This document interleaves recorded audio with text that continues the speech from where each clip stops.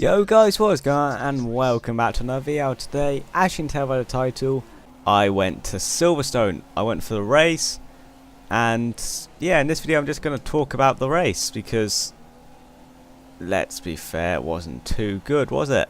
So when I get to the corner I was sat at, I will point it out. It wasn't actually that bad a seat. Honestly, during the race, just nothing happened. I mean, you had a little bit of a fight between Rosberg and Verstappen, and that was about it.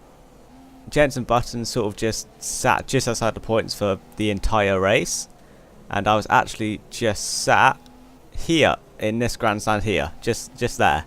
Shit.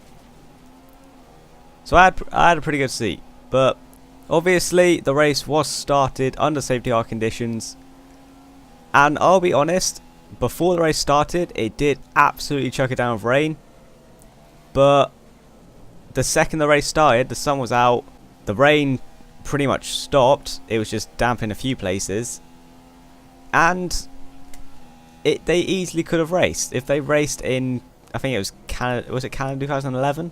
If they raced then, they could have definitely raced at Silverstone. Obviously Lewis Hamilton led the entire race, which it's always nice to see when you go to your first Grand Prix. But Verstappen was on a mission. I think he started in third place, was it? Was on the back of Rosberg for pretty much the entire first half of the race. And that move on the exit of Max and Beckett's was absolutely incredible. Obviously I was nowhere near it, but I saw it on the screen and it was just incredible. That was not my fault, don't judge me. I don't know what was wrong with Rosberg's car, whether it was his tyres or he just had a lack of power. He just didn't seem to do well throughout the entire race, not just on that corner. There was literally about an 8-second gap between Rosberg and Hamilton the entire race, or like between second. Rosberg just had no pace whatsoever, whether it's because Hamilton just really wanted to win it, obviously, but Rosberg was absolutely nowhere. And I honestly think it's because Hamilton won Austria, because from what we saw in 2015 and 2014, once Hamilton gets wins, Rosberg is just nowhere. The best example in 2015, like mid-season, Hamilton just went on a winning streak and Rosberg just could not compete. Obviously you had the two Manners retiring, which, let's face it, they really didn't have the pace here, although Haryanto and Verline did reasonably well in qualifying, but they just did not have the downforce for this kind of track. As you can see, Max and Beckett's pretty much every corner you just need downforce, otherwise you just can't get round it.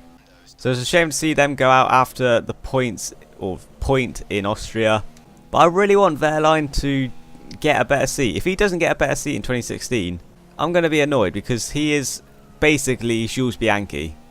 He's got the talent, or maybe even better, of Jules Bianchi. Of course, you had the third and final Brit, which was Jolyon Palmer.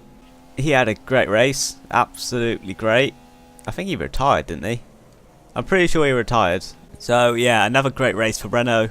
Another great race for Sauber, being out qualified by Manor, and it took Ericsson a good 15 laps to actually get past, I think it was Verline. So despite the lack in downforce, the Manor still had pace. I just want to have a quick shout out to the Ferrari team. Absolutely stunning race from them. Did absolutely nothing throughout the entire race. And also to Williams, their home race, did absolutely nothing. They just were not in the race at all. I think Massa got through, I think it was like mid-race. Bottas and Massa pretty much just switched positions. Bottas was down in like 14th place and Massa was up in, I think, 7th. But another disappointing race for Ferrari, another disappointing race for Williams. And then of course you've got the Nico Rosberg incident with the penalty. And I think it was completely justified, that penalty. The team just didn't even think about what they were saying, just blurted out what he had to do. And that is basically what Hamilton wanted, well, not the same problem, but that's basically what Hamilton wanted the team to do in Baku.